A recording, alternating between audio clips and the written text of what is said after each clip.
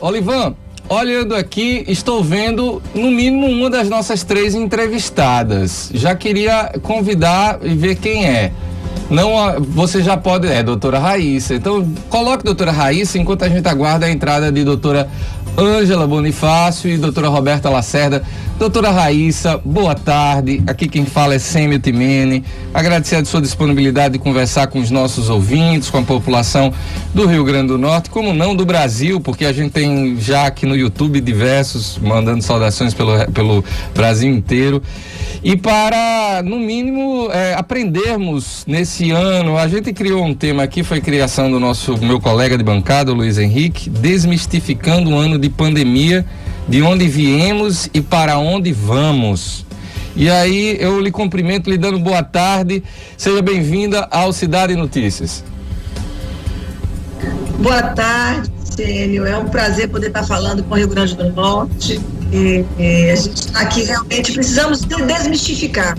Nós vivemos uma guerra de informações, uma guerra de desinformação e uma cultura do medo sendo publicizada como forma de conter uma doença que tem trazido tanta confusão na nossa nação. Mas estamos aqui disponível para a gente debater, conversar, esclarecer. Acho que a coisa mais importante é esclarecer as pessoas que elas realmente precisam saber para se cuidar e cuidar dos seus. Doutora Raíssa, quem fala é Luiz Henrique, doutora Raíssa Soares, secretária de Saúde do município de Porto Seguro. Eu lhe pergunto, o que a senhora fez aí liderando a saúde, certamente com o apoio do seu prefeito, do seu gestor municipal, e qual é o nível de ocupação hoje das UTIs aí, o nível que é a grande preocupação que assola o Brasil afora, além, obviamente, do número de mortos.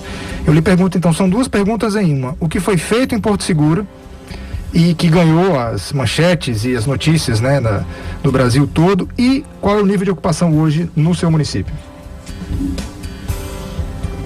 Olha só, Luiz Henrique, Porto Seguro é uma cidade que tem algumas particularidades, inclusive porque tem um território muito grande. Nós temos quase 240 quilômetros de extensão. De uma ponta a outra da cidade, nós gastamos 2h30 de travessia. E com uma área, né, de beleza natural muito grande, com 250 mil pessoas que circulam por mês a mais no município. Em épocas de turismo, a gente chega a ter um número muito maior. Então, o que a gente tem feito desde o ano passado, eu fazia como médica, junto com um grupo de profissionais do município. A gente intensificou essas ações a partir de dezembro, que foi liberar para as pessoas vulneráveis a abordagem preventiva. Então, os próprios empresários se organizaram e distribuíram na sua rede hoteleira, que tem 1.500 hotéis, nós temos 66 mil leitos para a rede hoteleira. Então, o maior emprego aqui é dentro do comércio e da rede hoteleira. Então, esses, inclusive, empresários, no final do ano passado, já adotaram a abordagem preventiva e os seus funcionários receberam a ivermectina, zinco e vitamina D sistematicamente. Nós não tivemos adoecimento do grupo de funcionários que estão nesse grupo de trabalho. Quando começou o ano, a gente manteve como política pública do governo do prefeito Jânio Natal, a gente estabeleceu, divulgou as atualizações do protocolo de assistência à Covid, em que a abordagem preventiva continua sendo uma das ferramentas. Todo o paciente que é tratado, que é abordado ou que tem o seu diagnóstico feito, seus familiares no entorno, eles recebem a abordagem preventiva. A gente faz a profilaxia chamada pós-exposição. Ou seja, eu tenho um paciente que está doente, todas aquelas pessoas no seu entorno recebem a ivermectina 3 dias em vitamina D. E que aí, com isso, nós abrimos centros Covid. Nós temos ao longo da cidade unidades dedicadas para atendimento da Covid-19 com profissionais que são adeptos ao protocolo, porque nós continuamos tendo pessoas que defendem uma linha de dar apenas dipirona no município, mas a gente deixa o profissional com autonomia médica, mas nas unidades dedicadas, os profissionais que estão ali dentro, eles adotam o protocolo e acompanham o doente. Então, nós fizemos a abordagem preventiva, estabelecemos os centros de Covid no município com esse cuidado dedicado onde o paciente está sendo acompanhado, e a nossa ocupação de leitos, ela não está nem em 40% dos nossos leitos clínicos, onde o paciente ele pode evoluir com a necessidade de oxigênio, ou porque não usou nenhuma medicação, ou porque ele usou e mesmo assim evoluiu com uma forma inflamada, que na verdade de leve a moderada, mas que precisa do oxigênio. O município de Porto Seguro não tem hospital próprio, ele foi fechado pela gestão anterior, então nós contamos na cidade de Porto Seguro com um hospital regional que é feito por uma gestão estadual e que agora na pandemia 2021, ele só abriu as portas há uma semana, agora fazendo 10 dias. Então nós praticamente tratamos os nossos doentes Covid com a prevenção, a abordagem preventiva, com o tratamento imediato no início dos sintomas, com as UPAs, nós temos 2 UPAs com um PA e nesse local a gente consegue ter leito de observação, é onde a gente tem 17... Opa, tô sem ouvir aqui a secretária Olivan, doutora Raíssa? O seu som não tá saindo, não sei se entrou aí no... Doutora Raíssa, a senhora sem querer deve ter clicado aí, tá dizendo aqui que tá mudo o seu microfone. Ok, agora estamos de volta. Pode prosseguir, fique à vontade. Pode prosseguir. A senhora concluía o... Não sei onde o senhor compreendeu até que parte? Não, foi logo no final agora. Eu aproveito essa sua deixa para perguntar, secretária. Deixa eu ver se eu entendi. Então, participar do núcleo familiar, acompanhar esse núcleo familiar desde o início.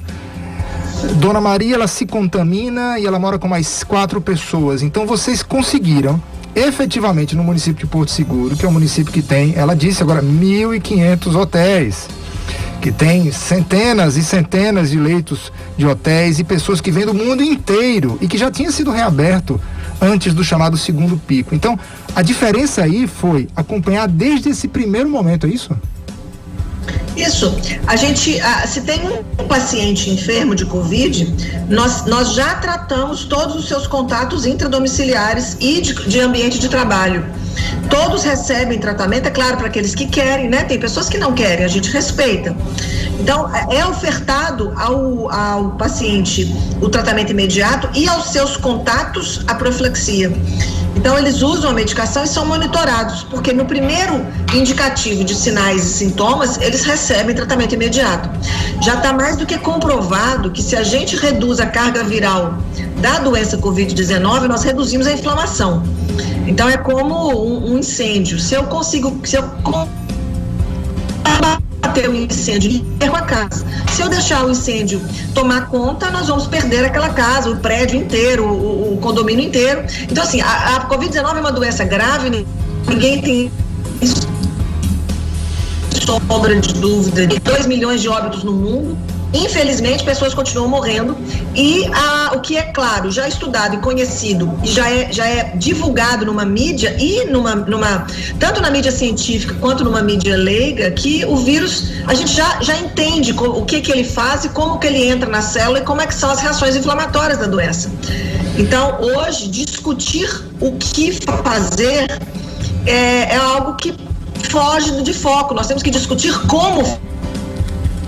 Nós já sabemos como ele age, se nós já entendemos o mecanismo de inflamação, se nós já sabemos que ele causa trombos, ele causa uma doença, ele é capaz de gerar trombos em todos os órgãos. Se nós já temos esse conhecimento, isso já é de notório saber, já de publicações científicas em meios acadêmicos de alta relevância no nosso mercado científico, nosso meio científico. E então o que nós temos que fazer agora é quais são as políticas de ação e não com o que eu vou fazer, o que eu vou usar. Então é isso que a gente tem feito aqui. Olha, deu certo. Eu acabo de ver aqui no nosso retorno, Olivan, que doutora Ângela Catarina e doutora Roberta Lacerda já estão na ligação conosco. Só tá muito barulho de ambiente, né, doutora Ângela? Mas eu queria, saudando vocês duas, agradecer vocês que estão no Hospital Universitário Onofre Lopes, mas que vieram junto conosco para ter um papo com a doutora Raíssa. Boa tarde, começando com você, doutora Roberta. Vocês nos escutam? Vamos lá. O retorno... Então, que tal a gente fazer assim? Vamos chamar a doutora Raíssa, com sua permissão, queria chamar um intervalo comercial para ver se a gente melhora essa questão técnica e a gente volta com a senhora e com a doutora Ângela e a doutora Roberta, pode ser? Vamos lá, Oliveira, intervalo. Vamos então. Estamos apresentando Cidade Notícias. Abra uma conta digital desenvolvida para cuidar da gestão financeira do seu negócio. Automatize todo o processo de recebimentos, cobrança e tenha à sua disposição um banco digital completo. Com o Imobanco, você pode ficar tranquilo e focar no que realmente importa. Fechar novos e bons negócios. Acesse www.imobanco.com.br. Transformar o seu sorriso sem que ninguém perceba que você está usando o aparelho é realidade. Invisalign oferece diversos benefícios, como descrição e imperceptibilidade dos alinhadores, facilidade de remoção do aparelho para mastigação de alimentos e limpeza dos dentes e gengiva, mais rapidez e conforto no seu tratamento. Não adie mais a transformação do seu sorriso. Oral Estética 36063000. Sorvete Piccolo é assim, naturalmente da fruta. Gelatos italianos, brasileiríssimos e clássicos. Sorvete Piccolo, 100% natural e com pedaços de frutas tropicais. Prove dos nossos sabores regionais. Rapadura com coco, tapioca e coco. Encontre os nossos sorvetes, picolés e gelatos nos melhores estabelecimentos da cidade. Sorvete Piccolo, o sabor que ninguém faz. Desde o início da pandemia, o governo do estado empreendeu esforços para abrir mais de 750 leitos no SUS-RN em 16 hospitais estaduais regionalizados. Isso equivale a 6 hospitais de campanha do porte do de Natal, por exemplo. Também em Natal, o governo do RN mantém 91 leitos de UTI Covid. O Hospital João Machado não tinha leitos. Hoje tem 50 e vai ganhar mais 50. O governo abre leitos e fornece equipamentos e medicamentos às prefeituras.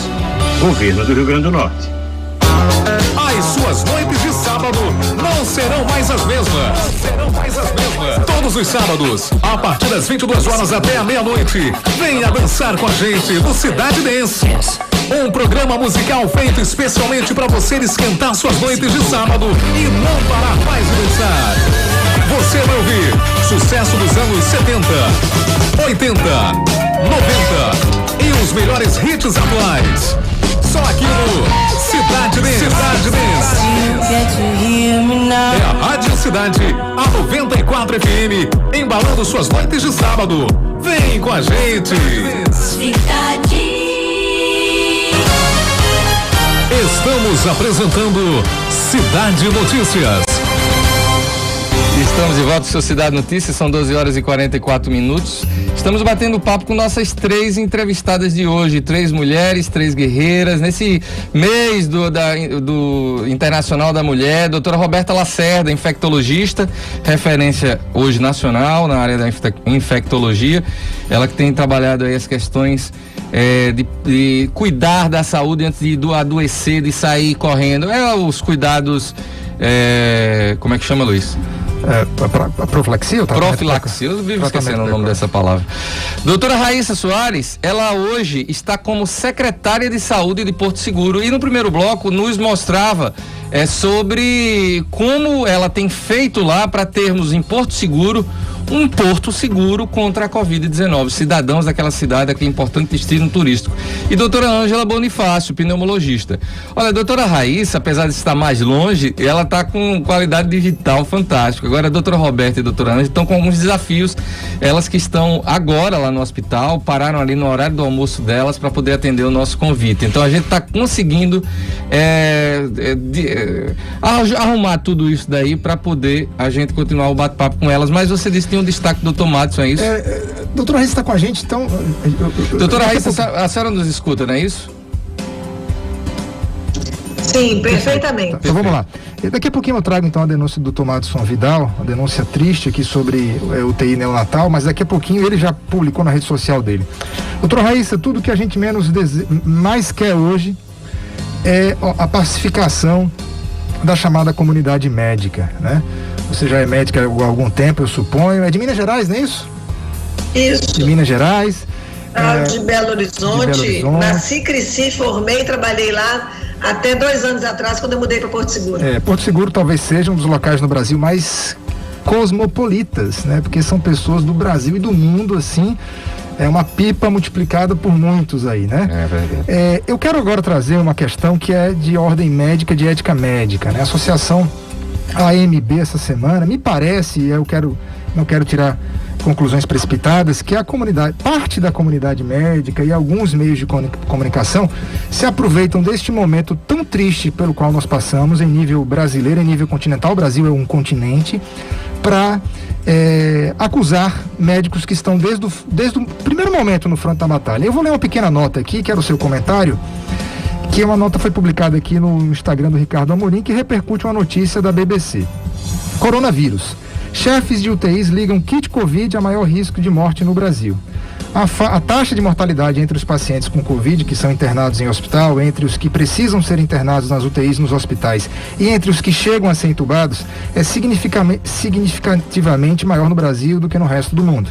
Segundo chefes de UTIs, é isso que você já vê a pegadinha, né? Segundo chefes de UTIs e centros de referência, como o Hospital das Clínicas, o Albert Einstein e o Emílio Ribas, isso se deve ao uso do chamado kit Covid ou tratamento precoce com medicamentos como hidroxicloroquina e ivermectina. Eu não preciso dizer que mais de 2.000 comentários foram colocados no Instagram dele e a maioria, obviamente, contrária à repercussão desse tipo de notícia. Mas eu preciso lhe perguntar isso para que você que lidera o pensamento, né, de salvar vidas por tantos médicos no Brasil possa, não é se defender, mas apresentar os argumentos concretos para que a gente possa mitigar os efeitos dessa peste chamada Covid. Olha só, Luiz, o que nós temos é que os pacientes que hoje estão nas UTIs, na grande maioria, na verdade eu não posso afirmar porque eu não tenho uma pesquisa de estudo em que eu vou de contraponto aos argumentos dos colegas que se dizem chefes de UTIs. Mas a pergunta que tem que ser feita é: quando todos os que estão nas UTIs, ocupando as UTIs, quando que esses pacientes começaram o uso das medicações que tem o efeito antiviral? Então, usar ivermectina, hidroxicloroquina, azitromicina, zinco, após terceiro dia, do quinto dia para frente, é a mesma coisa de não fazer um tratamento precoce, porque eu já tenho a doença instalada, a inflamação instalada, então eu vou ter o uso das medicações tardiamente. O melhor efeito que nós temos da substância é no início da doença, quando ainda só temos a fase de viremia, vírus infiltrando células, disseminando em todas as partes do organismo da pessoa, e antes de acontecer a chamada tempestade de células inflamatórias. Então, quando os nossos colegas médicos que estão nas UTIs afirmam que o paciente que está lá porque ele tomou, ele está desconsiderando os pacientes que não estão nas UTIs, porque esses pacientes não estão com eles. Então, quando é desmerecido o trabalho de quem está atendendo os pacientes desde a fase inicial, com o tratamento imediato, com medicações com efeito comprovadamente antiviral, a hidroxicloroquina hoje tem evidência 1A. No mundo inteiro, hoje se usa hidroxicloroquina, já tivemos todas as discussões necessárias e possíveis para falar o seguinte: olha, a hidroxicloroquina faz efeito na Covid-19? Sim, faz efeito na fase inicial. Então não existe discussão. Quando esse grupo que está na terapia intensiva está desqualificando o trabalho da medicina, dos médicos que estão na fase inicial, é a mesma discussão de competência quando um médico intensivista ou os que estão focados na terapia intensiva desqualifica o médico que está fazendo PSF. Então, eu não posso comparar saber. Eu não posso comparar a competência do médico que faz a medicina de família do médico que faz a terapia intensiva. Cada um na sua complexidade, na sua autonomia e no seu empenho de trabalho. Então, quando nós temos a todo um grupo de médicos a nível Brasil que intervém com a medicação na fase inicial da doença, eu reduzindo carga viral, reduzo inflamação. E se nós pegarmos todos os doentes tratados precocemente, esses doentes não são os pacientes que estão nas UTIs. Quem está nas UTIs são os pacientes que não fizeram abordagem precoce, que teria até o terceiro dia. Então, é muito simplista dos nossos colegas que estão na terapia intensiva dizer que as pessoas estão ali porque usaram. Elas estão, e aí há uma defesa do número de pacientes tratados do número de pacientes que não complicam, que não evoluem para a forma grave da Covid-19. O exemplo disso são cidades que interviram com abordagem preventiva, são cidades que interviram com tratamento imediato nos primeiros 3 dias de sintoma, que os leitos desaparecem, você não precisa nem internar, você fecha leito de internação, no momento de curva epidemiológica, ele só tem um caso crescente. Então, o que muda o vírus, a história da doença no município, que tem a abordagem preventiva e tratamento imediato, para aqueles municípios onde nós temos grandes centros, onde não se trata. Então, quando eu tenho hospitais de referência por exemplo, na Grande São Paulo, nós temos ali um grupo de profissionais que não tratam a Covid.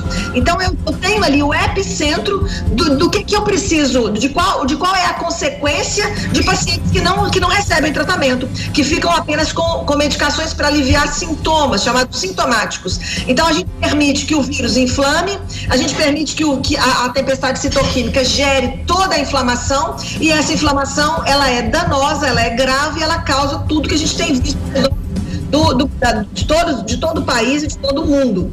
Então, quando você compara a história do Brasil com países que usam abordagem preventiva, que usam ivermectina, que usam hidroxicloroquina na fase viral, você não vê o caos que nós estamos vivendo no país, em alguns países da própria da América do Sul e da própria Europa e dos Estados Unidos. Aonde se está usando tratamento preventivo e rápido, você não tem colapso, você não tem casos de internação. E aí, o exemplo que a gente tem, eu falo, Porto Seguro tem 160 mil habitantes e nós temos uma população flutuante muito alta. Aqui nós, então, fazemos a abordagem preventiva, nós fazemos o tratamento imediato, a nossa mortalidade de janeiro a março está em 0,3%. Ainda temos mortalidade, infelizmente, que a gente não consegue ainda ter 100% das equipes tratando, e não temos, como o Brasil não tem, Porto Seguro também não tem uma coerência de toda a equipe médica. Nós temos profissionais em Porto Seguro que não fazem o tratamento, só que, como poder público hoje, o que nós garantimos à população é o direito a ela de ter acesso ao tratamento. Então, o paciente que não quer tratar, muito bem, ele não precisa tratar, ele pode deixar a doença evoluir e ver se vai ficar inflamado ou não. Agora, aquele que quer o tratamento, ele tem acesso, ele tem um centro Covid, ele tem medicação disponível, e o que nós temos aí é uma cidade com esse volume de população flutuante, com 1.500 hotéis, com quase mais de 5 mil funcionários da rede hoteleira, podendo lidar com, inclusive, recebendo pessoas ao longo do ano, em todo o período de janeiro a dezembro, nós temos turistas na cidade, e podendo tratá-los, e podendo, inclusive, tratar a todos. Então, nós não podemos considerar o argumento de quem está na terapia intensiva como verdade. E o fato contra fato não tem argumento. Quem trata precoce, esse doente não está na UTI. Olha, queria saudando as nossas outras duas convidadas de hoje. Agora deu certo, agora deu vai dar certo. Doutora Ângela, doutora Roberta, boa tarde, sejam bem-vindos ao programa Cidade Notícias dessa quinta-feira. Nos ouve? Ah, não acredito. Agora o som. Vocês nos ouvem, doutora Roberta? Olivan, veja aí, derrube aí então. Doutora Raíssa, vamos seguir então consigo, até porque temos o tempo dela, né? Eu imagino que a sua experiência tem sido buscada aí por dezenas e dezenas de prefeitos que visam mitigar os efeitos. Por que o Brasil chegou onde chegou? Isso é a combinação de aglomerações, novas cepas. Qual é a sua opinião sobre isso? Vivemos, é verdade, esse epicentro e o pico da doença e a tendência é que esses números caiam. Qual é a sua opinião sobre esse momento que o Brasil vive? Olha, eu acredito que isso é uma justificativa que não vai se dar por uma única vertente de explicações. Acho que realmente é um somatório de explicações, né? Nós temos cepas variantes, nós temos uma guerra entre médicos, nós temos uma guerra política, nós temos a política entrando nas definições de tratamento, nós temos posicionamentos que são opostos, causando confusão na população, né? E uma coisa que chama atenção é que de abril até julho, mais ou menos, do ano passado, em 2020, a gente não tinha publicações que sustentavam as evidências para o tratamento. Então, as pessoas que continuaram tratando, elas se sustentaram na sua prática. Então, as pessoas que eu sempre falei com muita convicção da Covid-19, porque eu vivi a Covid-19, eu vivo o atendimento da Covid-19, mesmo como secretária de saúde, eu continuo atendendo no privado e eu continuo atendendo paciente Covid. Então, a nossa convicção lá atrás era dos fatos, era da evidência observacional. Só que ao longo do tempo, essa evidência ela foi sustentada pela ciência. Os trabalhos científicos nos sustentaram e realmente tem todo um conhecimento, tem todo um embasamento a ponto de documentos serem enviados para o Ministério Público, para conselhos regionais de medicina, que publicizam e incentivam o tratamento precoce, para você realmente iniciar com medicações com efeito antiviral e monitorar o doente para evitar uma fase inflamada grave e evitar a evolução da doença. E a questão que chama atenção é que o grupo de profissionais médicos, o grupo de políticos, o grupo da imprensa, os grandes formadores de opiniões que eram contrários a essa abordagem em meados do ano de 2020, alegavam que o que nós fazíamos não tinha evidência. Só que esse mesmo grupo é o grupo que continua contra, hoje com evidência. Então, se a evidência que era justificativa foi dada como motivo para que não pudesse fazer, esse grupo hoje, com as evidências, não mudam o posicionamento. Fica muito claro, e a dedução é muito lógica, que não é a evidência que impede o tratamento. Então, o que a gente tem é que, coincidentemente, as pessoas que são contrárias ao tratamento hoje, dessa abordagem que todos nós defendemos, e é o Brasil inteiro, nós temos milhares de médicos que estão fazendo um trabalho. Tem gente fazendo trabalho voluntário, tem gente fazendo trabalho com doação de empresário, tem gente fazendo trabalho dentro do poder público. Mas em defesa das pessoas, o que chama atenção é que as pessoas que são contra, elas também são contra a política atual. Eles são oposição ao governo federal. Então, eu não sou cientista política para fazer análises complexas, mas o que chama atenção, é algo que eu deixo aqui para os cientistas políticos nos ajudarem, nós temos uma polemização de um tratamento baseado em defesas políticas, em que é contra ou a favor.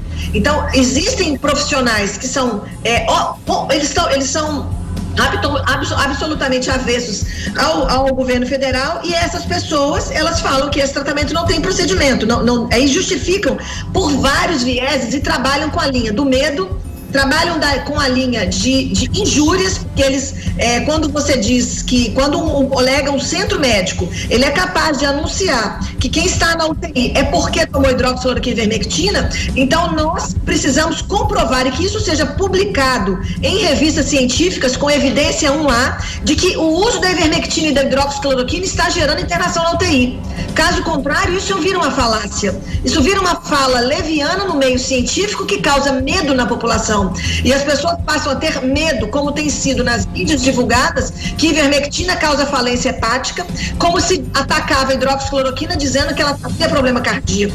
Então, essa guerra de opiniões traz consequências à população, e o Brasil está no ponto que está, porque nós temos literalmente uma corda que está sendo puxada. Ao invés do brilhantismo dos cientistas brasileiros, dos profissionais brasileiros que estão na frente da Covid, todo o grupo alinhar e caminhar numa única direção, existe hoje uma disputa, como eu escutei de uma autoridade do nosso governo dizer, a Covid-19 é uma doença em que trouxe guerra para os médicos. Então, hoje, eu não entro na discussão com nenhum colega que é contrário ao tratamento. Eu continuo tratando, continuo cuidando, continuo incentivando e continuo estudando para continuar cuidando das vidas. Doutora Raíssa, agradecer demais a senhora. Eu queria fazer um teste, Luiz. Queria ver se dava certo agora falar as três, porque eu estava doido para botar essas três juntas. A gente, para quem tá vendo a gente no YouTube, vamos cortar a imagem para lá, Olivan? Vocês estão vendo há um bom tempo a doutora Ângela e a doutora Roberta. Aqui a gente desafio, né? A gente agradece demais, porque elas estão no hospital, gente. A gente tá na hora do almoço delas e a gente está tentando aqui conectá-las. Vai dar certo. Talvez a gente não consiga ficar o tempo todo com as três, mas já agradecemos. Será que a gente consegue pelo menos ouvi-las agora? Porque a gente já está caminhando para o fim com a doutora Raíssa, mas eu tenho certeza que a doutora Raíssa também gostaria de conversar com vocês. Doutora Roberta, doutora Ângela. Boa tarde, Roberta. Boa tarde. tarde, Sênio. Agora inverteu a câmera, tá aparecendo a bolsa de vocês dois. Uma bela bolsa, por sinal, muito bonita. Ok, é só inverter então. Agora sim. Muito bem, agora estamos vendo vocês. Doutora Ângela, doutora Roberta, obrigado por mais uma vez aceitar o convite. Primeira vez que a gente tem vocês duas juntas, apesar de saber o quão unidos vocês estão na luta à Covid aqui no estado do Rio Grande do Norte, e na feita de hoje com a doutora Raíssa, que é essa referência. Inclusive, quem fez a ponte foi a doutora Roberta. Obrigado, doutora Roberta. E agradecer ao esposo, doutora Raíssa, né? É verdade. Que foi muito prestativo com a gente. Doutora Roberta. Uma honra, né? Doutora Roberta, boa tarde para você. Seja bem-vinda ao programa mais uma vez. Boa tarde. É muito gratificante a gente estar nesse grupo tão combativo, né? Que faz um bom combate. Eu acho que a gente mais do que nunca está no momento de trazer à luz essas evidências que já estão aí há muito tempo e que estão agora querendo enterrar as evidências sobre o signo do terror. A gente costuma dizer isso, né? Que quando você não vence na argumentação científica, você cria uma narrativa, e agora a narrativa é a da toxicidade, é a da que está levando as pessoas para a UTI, quando todo mundo sabe que essa nova cepa P1, ela é pelo menos 30% mais replicante, tem uma carga viral mais alta e uma capacidade de inflamar e trombosar muito maior, porque a gente está vendo exatamente as nossas UTIs cheias de pacientes, tanto idosos como de jovens sem comorbidades com menos de 50 anos. Eu queria aproveitar então, vamos fazer o seguinte, já que a doutora Raíssa daqui a pouquinho precisa nos deixar, Deixa eu cumprimentar a doutora Ângela. Boa tarde, doutora Ângela. Boa tarde, Sênio. Desculpe aí a nossa dificuldade técnica, mas aqui no hospital tem muita área que não pega a internet, sabe? Não, então, sem dúvida. Estamos em pleno horário de trabalho e de almoço, então é isso. Desculpa, nossa gratidão por vocês. É uma honra receber a doutora Raíssa, né, aqui nesse canal conosco. Então, assim, muito obrigada pelo trabalho que tem feito, né, prestando realmente esclarecimentos e um serviço que a população que atinge a todos, né, tanto do mais ligado quanto do menos inteirado com a pandemia. Então, e principalmente, né, por ela ser esse exemplo de gestora dentro do SUS, mostrando que a gente pode fazer sim muita coisa hoje, agora, com tudo que nós temos à nossa disposição. Os números dela não são feitos. As pessoas lá internam menos, morrem menos, e quem quiser pode ir lá, porque ela já mostrou, fez todo um trabalho belíssimo com os nossos colegas que foram aprender com ela como fazer uma estratégia de combate à pandemia, e é o que a gente está tentando replicar aqui. Mas entre o tratamento e chegar ao paciente, existe um carimbo. Então, a gente tem que respeitar a autonomia médica, tem que capacitar aqueles que queiram, né, fazer parte desse grupo que está utilizando as evidências que estão ao nosso dispor para poder fazer a diferença, para quebrar dessa letalidade.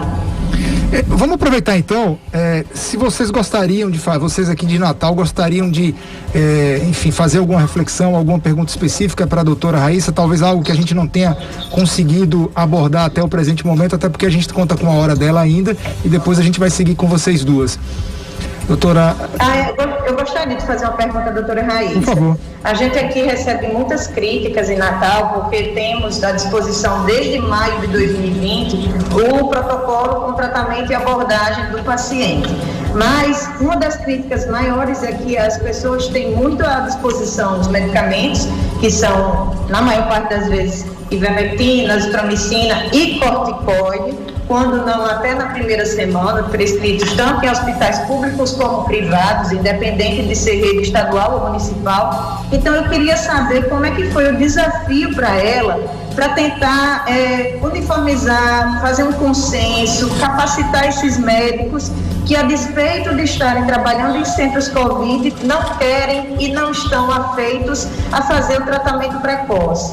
porque a gente deve respeitar a autonomia médica, mas o meu recado é que se o colega não se sente à vontade de fazer esse tipo de atendimento, ele não deveria estar num centro público, onde a estratégia é verdadeiramente fornecer ao paciente um atendimento com acesso à medicação em tempo hábil para frear um processo inflamatório. Nenhuma droga é mágica e nenhum médico é infalível, mas eu queria saber como foi essa estratégia dela conseguir a adesão dos colegas.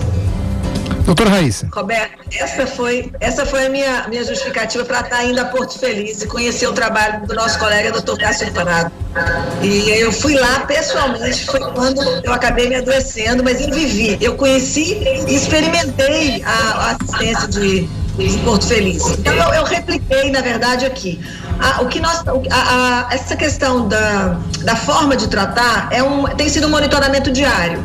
Então, são os colegas que vão hoje no Centro Covid de Porto Seguro, está atuando quem é adepto ao protocolo, e esses grupos funcionam como WhatsApp, como existem hoje os grupos nacionais e estaduais de discussão do Covid. Nós temos o grupo de discussão do Centro Covid, em que os colegas entre si vão podendo alinhar as condutas. Quando existe aqui a gente não tem o uso do corticoide em fase precoce, e apesar de, relembrando que para P1 a gente precisa às vezes até entrar antes do 5º dia, do 6º dia, considerando a clínica do paciente, considerando que se ele inflama, se ele começa a dar indicativos realmente de uma inflamação mais precoce, a gente vai à beira-leito, à beira ali, a caso, entrar com corticóide, às vezes realmente um pouco mais cedo e usar um pouco por mais tempo. Mas o desafio com o grupo foi que as pessoas sabiam que eu já era defensora da Covid, porque eu entrei nessa guerra há 1 ano atrás, e quando o prefeito de Jardim Natal me convida para a Secretaria de Saúde, todo mundo já sabia que Porto Seguro adotaria o protocolo. Isso tem sido feito de uma forma muito suave, e o que a gente fez foi respeitar os colegas que não querem fazer, mas anunciar para a população aonde tem centro Covid, aonde tem médico que trata Covid. Então a gente tem usado os meios de mídia, tem usado os meios de comunicação para a pessoa saber que eu tenho dito, olha, se você não quer tratar Covid, por favor, encaminhe para o centro Covid, mas não trate errado. Não dê corticoide, não dê uma azitromicina isolada achando que está fazendo alguma coisa pelo paciente. Encaminha ele para o centro Covid. Então hoje a gente tem no centro Covid do centro, que a gente tem hoje uma unidade no centro, num aglomerado chamado Frei Calixto. Hoje na nossa média diária, porque nós estamos funcionando diurno, ela está em torno de 30 a 50 pessoas em 12 horas, isso no centro. Na unidade de Arraial, que é Arraial da Ajuda, que é um distrito de Porto, a gente está na casa de 30 atendimentos diurnos.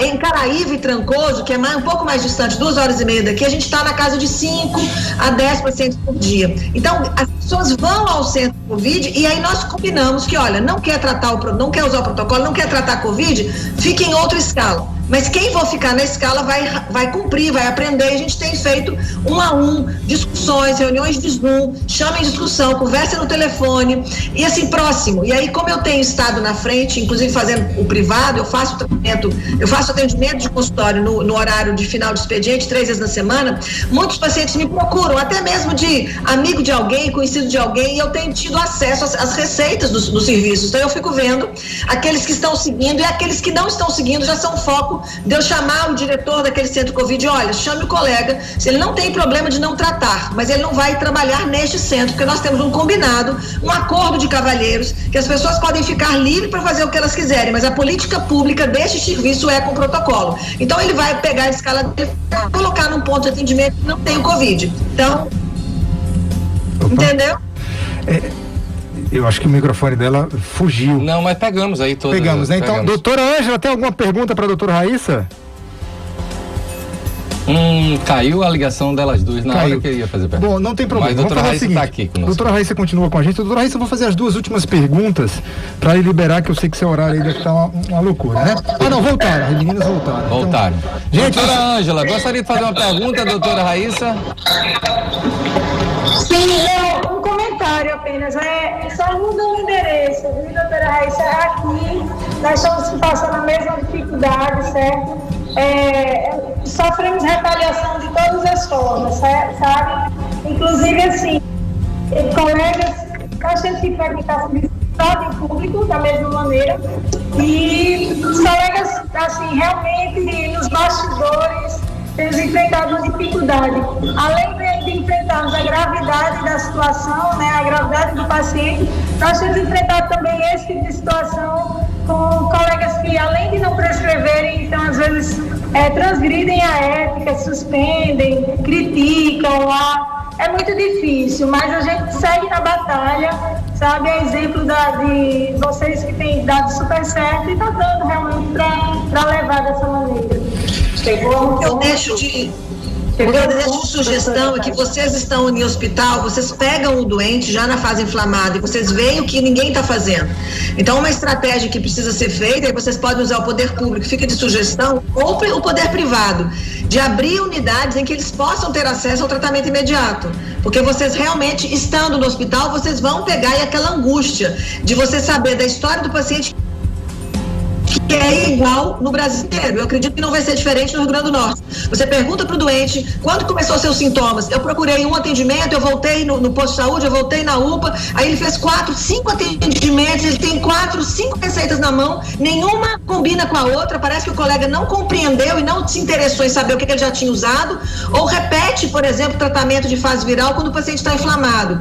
E essa história é o que a gente vê a nível Brasil. Então, usar estratégias de centros que sejam mantidos por empresários, se o poder público não disponibilizar, ou ter colegas que façam um ponto em que o paciente tenha acesso ao tratamento rápido e de forma correta, vai impedir a internação de vocês. Doutora Roberta, alguma pergunta para a doutora Raíssa? Mais alguma pergunta? Corroborar essa ideia, doutora Raíssa, que aqui a gente já chegou ao cúmulo de ter, infelizmente, o assédio de alguns gestores em hospitais privados, solicitando que o paciente trocasse de médico, porque está fazendo medicações que não estão no protocolo do hospital, ou seja, desrespeitando completamente a autonomia médica, constrangendo assim a paciente e a família.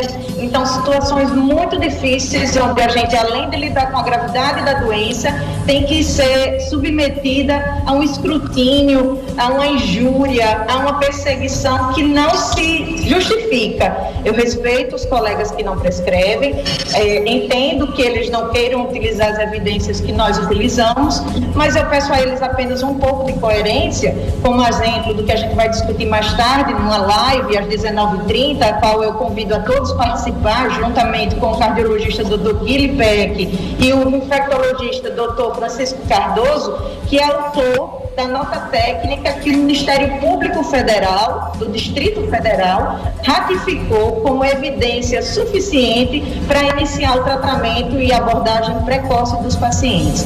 A nosso ver, o que faltava desde o início da gestão pública era um monitoramento desses pacientes. Não existe só entregar um medicamento e o paciente não seguir sendo acompanhado, porque com e apesar e a despeito das medicações da primeira fase, a gente sabe que tem uma parcela de pacientes que vai ter a fase inflamatória. Eles têm que ser acionados antes de dessaturar, antes de faltar. É a história do bombeiro. A gente não vê um bombeiro chegar no incêndio e dizer: só tem 10% da mata queimando, me chama quando tiver 50%. É o que estão fazendo quando caminham o paciente para casa e não pedem para que ele volte, exceto se for com falta de ar. Aí já é tarde demais. A inflamação já atingiu 25% a 50% do pulmão. Olha, eu tenho um compromisso. Eu só queria completar essa fala da nossa colega. Deixa eu te contar. Eu fui uma das pessoas em Porto Seguro mais achacoalhadas na cidade ano passado. E me perguntavam se eu não ia processar alguém, fazer danos morais. E eu vou dizer para vocês, eu nunca mexi, eu nunca processei ninguém, não ouvi uma ação de desrespeito, de falas desrespeitosas dos colegas da própria cidade. E eu sempre disse o seguinte: o meu foco não tinha mudado, eu não tinha tempo para isso. E eu segui em frente com convicção, cuidando das pessoas e dando informação. Quanto mais eu era atacada, mais eu trazia respostas, mais eu falava cuidando das pessoas, porque o foco nosso não muda. é cuidar. Então, o que eu digo hoje, que hoje a Raíssa Soares ganhou uma CNPJ. Então, eu digo para as pessoas que aqueles que hoje me atacarem, eles vão responder sim processos, porque eles não estão atacando uma pessoa física, eles vão atacar uma pessoa que representa uma CNPJ. E olha que até hoje, com 90 dias, ninguém ousou me atacar, ou pelo menos que eu tenha tido informação, porque aí o respeito se faz pela justiça. Eu acho que a justiça ela existe, ela é quando você não tem consenso. Agora, o que eu deixo de recomendação, assim, para vocês que estão nesse front, que hoje são referência em Rio Grande do Norte, vocês têm feito um trabalho brilhante, os seus vídeos, Roberta, o vídeo que você fala no microfone, ele já rodou o mundo, que você tem uma fala também muito expressiva, muito notória, com um conhecimento profundo, o vídeo que você tem feito, a sua voz também é uma voz que hoje o Brasil escuta. Eu te aconselho a fazer mais documentários, fazer mais vídeos, com mais informação, abre canal de YouTube, abre Instagram, divulgue, porque você também hoje é uma voz. Assim como eles me colocam como uma voz, porque eu falo o que eu vivo, eu falo o que eu faço. Eu não falo aqui para ganhar status ou para ganhar mídia, nunca foi a intenção, mas a coisa chega. Então as pessoas me buscam como uma referência e eu tenho que dizer o que eu continuo fazendo. Então eu continuo tratando, estou tratando enquanto médica e eu estou atuando como secretária. Eu acho que você, enquanto uma pessoa que levantou a voz no Rio Grande do Norte, eu estou conhecendo agora a Ângela, vocês, assim, façam o trabalho de vocês e, independente dos ataques, é como se você segue numa mesma direção e não olha para o vento, porque esses ataques de colegas, eles tentam minar o seu foco, inclusive com agressões pessoais. Releva aquilo que é agressivo, acione um jurídico para que eles processem por danos morais e difamação, porque deixe os advogados trabalharem e siga, porque vocês hoje também têm um papel importante a nível nacional para a gente saber que o que a gente faz dá certo. Nós estamos embasados em ciência, nós fazemos algo que nós temos convicção, porque a gente trata o doente, a gente cuida dele até que ele receba alta, a gente não medica o doente e manda ele embora. Nós acompanhamos o nosso doente 5, 6 vezes até que ele tenha se livrado da fase inflamada. Nós acompanhamos, inclusive, o pós-Covid. Eu tenho certeza que vocês devem estar acompanhando pacientes do pós-Covid. Aqui em Porto Seguro nós estamos montando o nosso centro, já está pronto, com todo um cuidado de equipe para poder receber os pacientes que tiveram consequências da doença. Então, prossiga o alvo, porque nós estamos cuidando das pessoas e nós não infringimos ética, nós não infringimos o nosso conselho, nós não infringimos nenhuma legislação e nenhuma ciência, porque quem hoje ataca o tratamento precoce, eles precisam agora, assim como a cloroquina, a hidroxicloroquina já tem evidência 1A e a ivermectina evidência 1B, esses grupos que atacam têm que apresentar a nós que fazemos a evidência 1A ou 1B de que nós fazemos realmente está trazendo adoecimento e morte. Então, que eles apresentem os dados estatísticos que nos convençam de que nós estamos errados. Caso contrário, realmente estão fazendo um desserviço à população. Então, acho que nós não temos que discutir o que vamos fazer, nós temos que discutir como que nós vamos fazer, porque os estudos continuam, as publicações continuam e nós que tratamos não temos um protocolo que é fixo, que ele está ali, padrãozinho igual para todas as pessoas, porque as pessoas são individuais e elas, cada uma tem que receber a medicação na dose apropriada, no tempo apropriado, inclusive na sua especificidade de patologias de comorbidade e dos seus fatores de risco, que nós sabemos de tudo que nós temos hoje, até com a terapia antiandrogênica, que nós precisamos atuar na cepa P1. Então eu deixo aqui o meu parabéns à Roberta, à Ângela e todos os nossos colegas brasileiros médicos e fora da nossa nação que continuam brigando e batalhando, porque eu volto a dizer, o nosso discurso não mudou, o nosso foco não mudou. E nós continuamos atendendo pessoas e cuidando das vidas. Então eu vou pedir licença por conta de horário, que eu tenho uma outra agenda que eu gostaria de participar. Eu vou tentar participar, Roberto, da sua live amo o Guilherme Peck, um colega de amor, um colega guerreiro do Rio de Janeiro, um arritmologista. Não é só cardio, ele é um cardio que é especializado em arritmia cardíaca. Então o Guilherme é um profissional de excelência, também guerreiro conosco na luta da Covid. E aí eu deixo o meu abraço aí a todos os telespectadores, ao Luiz Henrique, ao Sênio. Muito obrigada aí, um abraço, Ângela, e a gente vai se falando, tá bom? Obrigado, doutora Raíssa. E agradecer também ao Marcelo. Marcelo é o assessor de imprensa lá da secretaria. Obrigado, doutora. Doutora Raíssa, um grande abraço. Parabéns, viu, pelo trabalho. Deus abençoe seu trabalho. Amém. Amém. Deus abençoe a todos. Doutora Ângela e doutora Roberta, vocês vão ficar conosco até o finalzinho do programa, né? Isso, pode ser? Ok, então vamos fazer o seguinte, rápido intervalo, voltamos com a doutora Ângela Bonifácio e doutora Roberta Lacerda conversando sobre Covid-19. De onde viemos, para onde vamos? Fica ligadinho. Estamos apresentando Cidade Notícias. Transformar o seu sorriso sem que ninguém perceba que você está usando o aparelho é realidade. Invisalign oferece diversos benefícios, como descrição e imperceptibilidade dos alinhadores, facilidade de remoção do aparelho para mastigação de alimentos e limpeza dos dentes e gengiva, mais rapidez e conforto no seu tratamento. Não adie mais a transformação do seu sorriso. Oral Estética 36063000. É dia de hortifruti no Mineirão. Frutas, verduras e legumes, tudo fresquinho, tudo de primeira e muito mais barato. Abacate ou maracujá azedo, quilo 3,98. Tomate, quilo 1,98. Cenoura vermelha, quilo 1,98. Limão Tahiti, quilo 1,98. Ofertas válidas até 28 de março. Quinta do Hortifruti no Mineirão, com a qualidade e economia de todo dia. Vem fazer Mineirão. Momento do transporte. Se os ônibus estiverem cheios no seu horário, espere o próximo passar. Agindo assim, você garante um deslocamento mais seguro, protegendo a sua saúde e a do outro. Faça a sua parte. Seturne.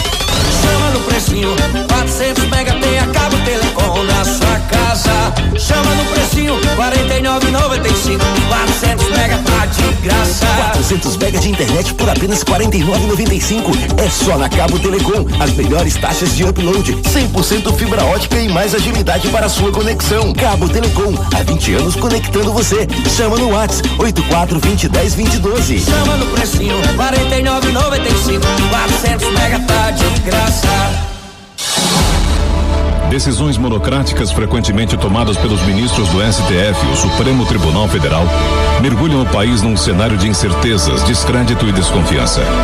A mais recente, que anulou as condenações impostas ao ex-presidente Lula e transformou em réu o juiz Sérgio Moro, é o último capítulo da série de canetadas com motivações políticas.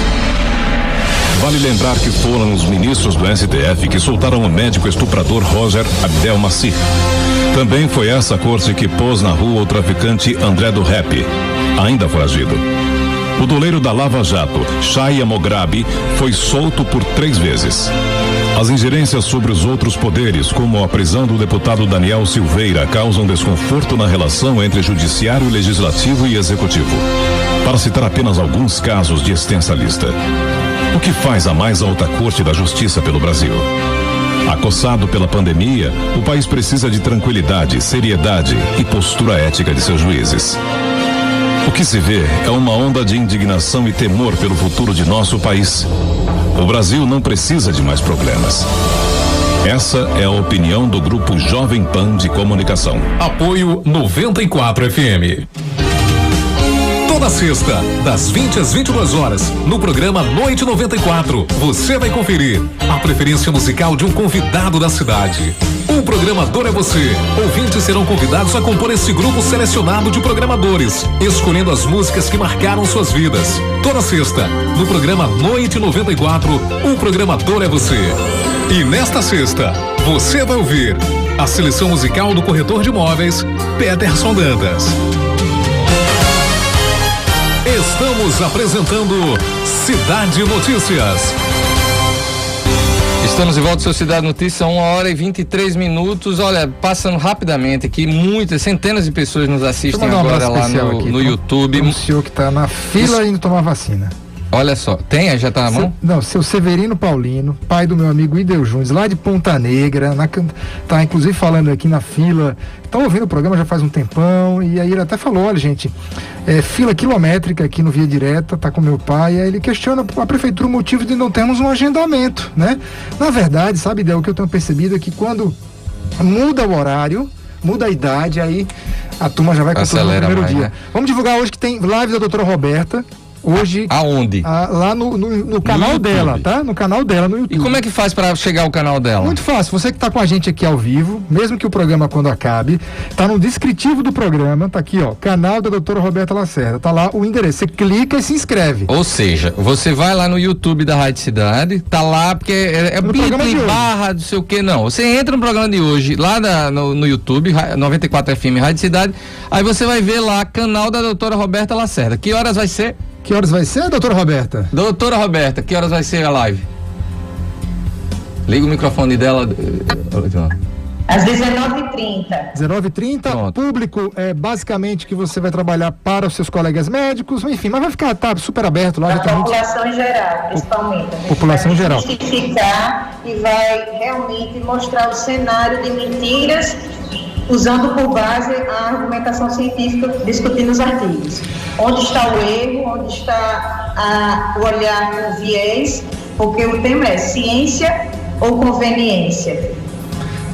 Esses temas que a doutora Roberta tem trabalhado, olha, eles são incríveis. É todo mundo que gosta de discutir, não. Gosta muito de dizer que há evidência de um lado e de outro. Mas nunca houve um espaço, na verdade, a gente sempre questiona isso, acadêmico para isso. Pouquíssimas oportunidades nós podemos fazer essa discussão em meio acadêmico. Nesse ano inteiro, uma dentro, inclusive, do Departamento de Infectologia da UFRN, e assim, ficou patente que nós levamos muitas evidências, principalmente robustas, e a contra-argumentação era que o nosso discurso não tinha racionalidade. Então, isso é uma argumentação ad hominem.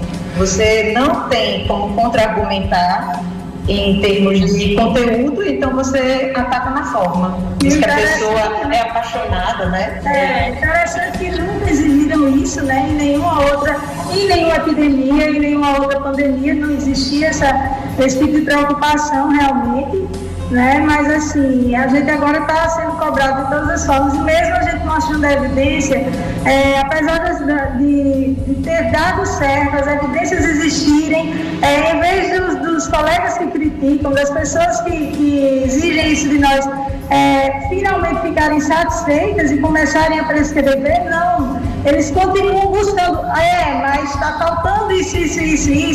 Então, assim, é muito difícil trabalhar nesse sentido, porque eu sou da época de que uma medicina bem feita é aquela onde todos primam pelo bem comum, né, que é o paciente. Todos buscam a briga para que o paciente fique bem, não para que o tratamento tal funciona, o outro não. Então, assim, deixar de politizar a situação, deixar de fazer briga de egos, lutar pelo paciente. Então, isso é que é difícil, porque a gente tem mostrado trabalhos realmente, aliás, no mundo inteiro tem se publicado, até atualmente, França, né, Estados Unidos, não só os países que estão aí à beira do que eles chamam de pseudociência, o subdesenvolvido, porque era estudo de Egito, Índia, Bangladesh, Paquistão, e aí a gente está vendo uma onda varrendo a Europa, diversos países autorizando o uso emergencial da ivermectina, por exemplo,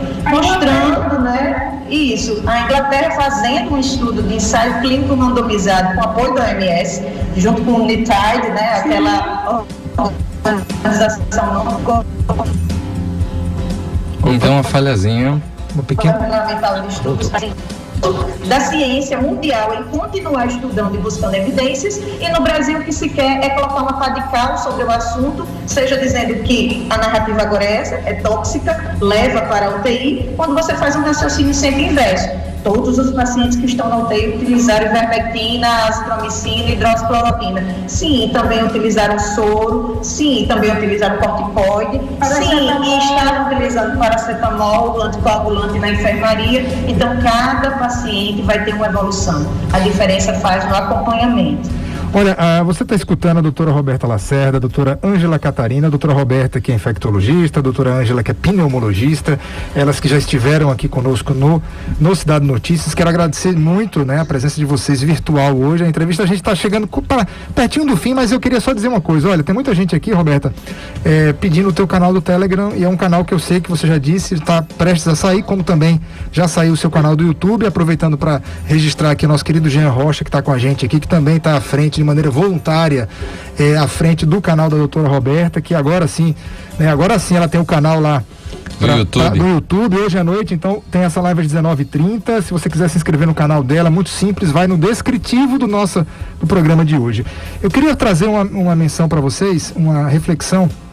Na verdade, gostaria de que vocês refletissem sobre... Então, deixa eu só fazer o seguinte, fazer duas considerações. Uma para o meu caro ouvinte, dizendo, eu não fiz nenhuma pergunta hoje, porque eu estava no corre-corre, porque Luiz Henrique pergunta maravilhosamente bem, então eu me sinto representado nas perguntas do Luiz. Muito obrigado. Segunda, eu queria só uma palavrinha de Ângela, rápida, se é que ela conhece o trabalho de um pneumologista chamado Carlos Carvalho, que acaba de ser indicado para coordenar o grupo de protocolos de combate à Covid-19 pelo ministro Marcelo Queiroga da Saúde. Você conhece o trabalho desse pneumologista?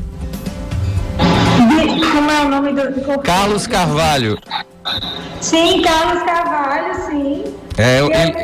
Ele acaba de ser indicado para ser esse grupo sobre protocolos de combate à Covid-19, iniciativa divulgada pelo ministro Marcelo Queiroga, e ontem Bolsonaro falou que isso daí vai ser uma forma de conduzir, chamar de novo para o Comando Federal a macropolítica de combate à saúde. Os jornais estão dizendo que é uma das maiores referências na sua área, na pneumologia no Brasil. Devolvo então para você, Luiz Henrique. Se ela conhece, se ela quer falar alguma coisa, enfim, você levantou a bola para a doutora Ângela. É só uma parte que o pessoal não está se ligando, gente, que existe uma doença intersticial que é considerada assim, uma das mais graves na pneumologia, que é exatamente a fibrose pulmonar, né? Tem fibrose pulmonar de diversas causas. E uma das sequelas no pulmão do Covid é a fibrose. Então, a fibrose é uma perda de elasticidade no pulmão, e quanto mais inflamação houver, mais fibrose gerará. Então, a gente tem que combater a inflamação para que evite a fibrose, entendeu?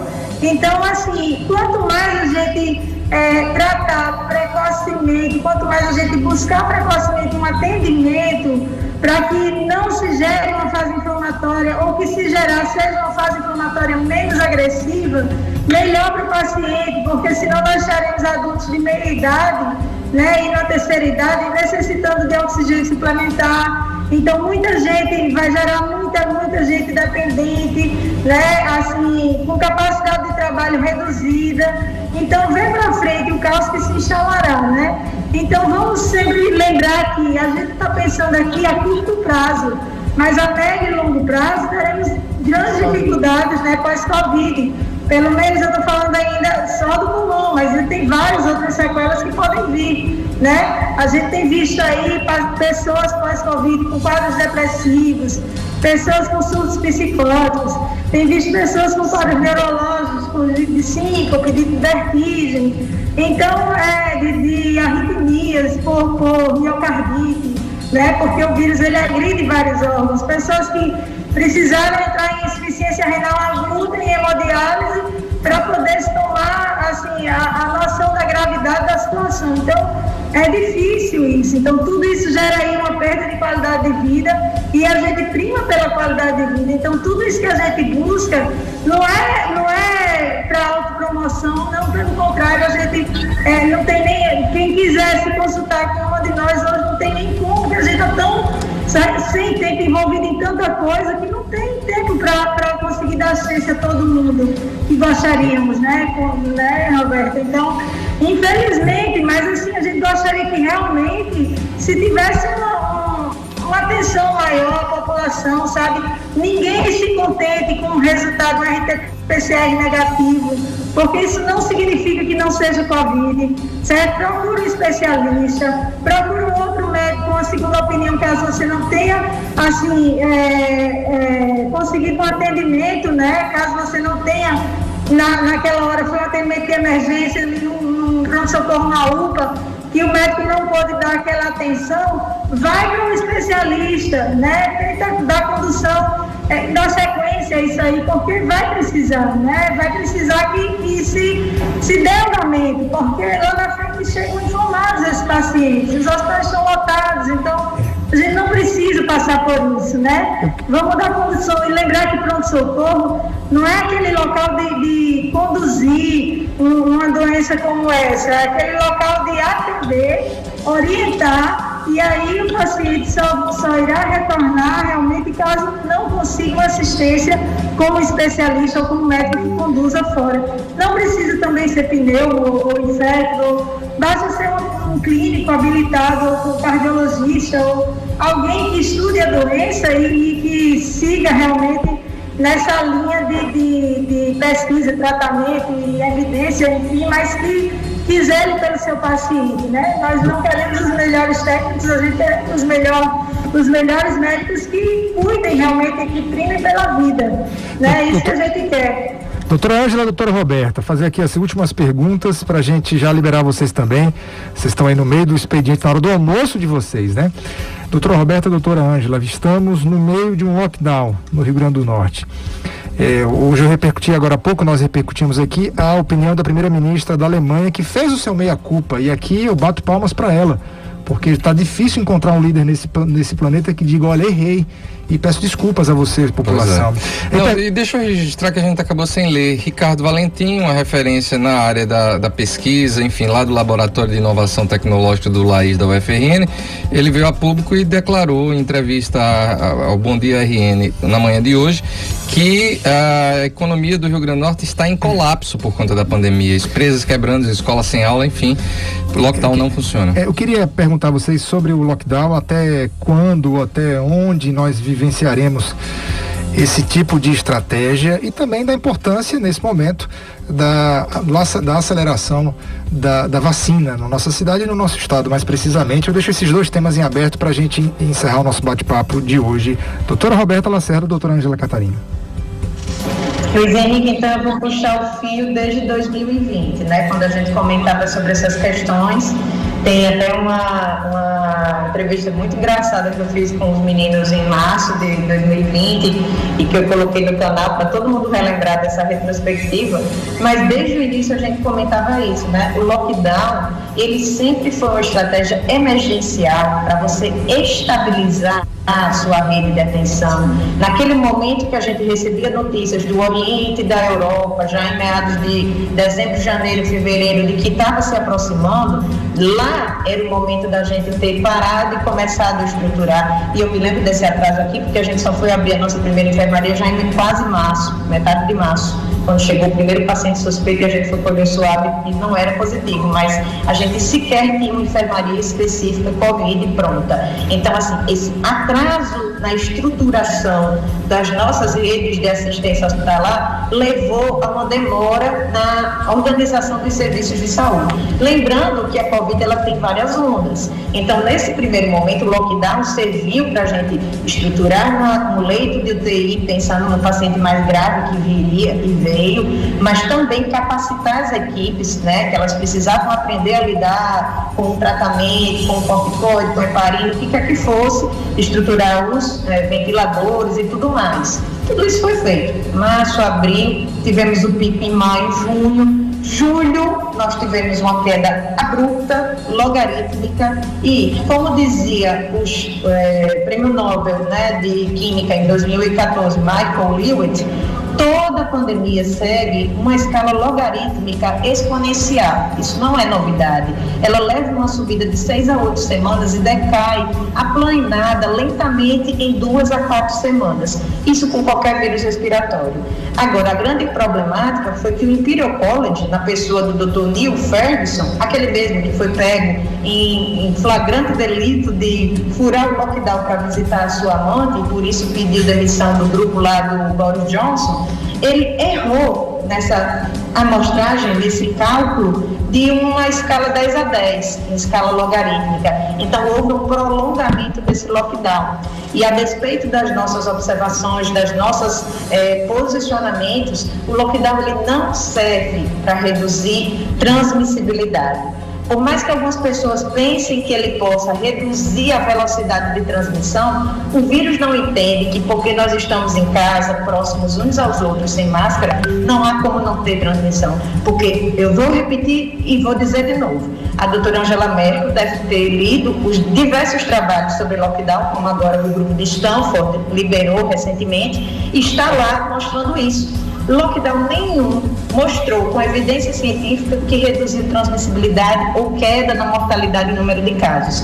E pasmem os senhores, eu vou deixar aqui um spoiler para a nossa live, um grupo de trabalho brasileiros, que nós vamos discutir nessa live, mostrou um efeito inverso, que o lockdown foi danoso, exatamente respondendo essa pergunta do Dr. Ricardo Valentim. Nós estamos com a nossa economia quebrada, porque houve um atraso no preparo e na organização dessa nossa rede de assistência, o que se verificou desde novembro, quando eles deram os alertas mostrando o aumento do número de casos, e desde aquele momento nós tínhamos leitos que estavam desativados e não foram ativados. Só agora, no final de fevereiro, final de janeiro, fevereiro, que foram reativados e reestruturados em meio às aglomerações, outubro, novembro, final de ano, carnaval, veraneio e principalmente a chegada das cepas mutantes.